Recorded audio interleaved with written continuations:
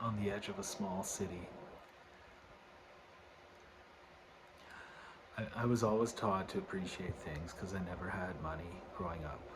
But I got to go camping, and that fosters love for nature, for trees, for the wind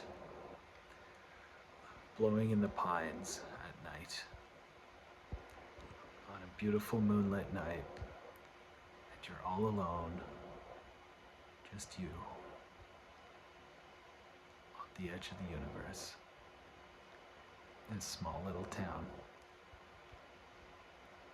where there's no lights. It's all dark, but you can feel the giant hum of something bigger.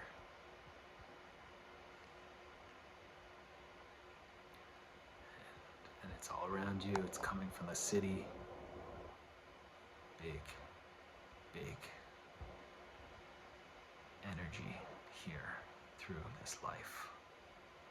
So if there's wind in the trees in Phoenix, and I'm under the moon and the fake space projection dome, and the wind, and the sun's gone down, and the blinking city lights, and the hot desert wind,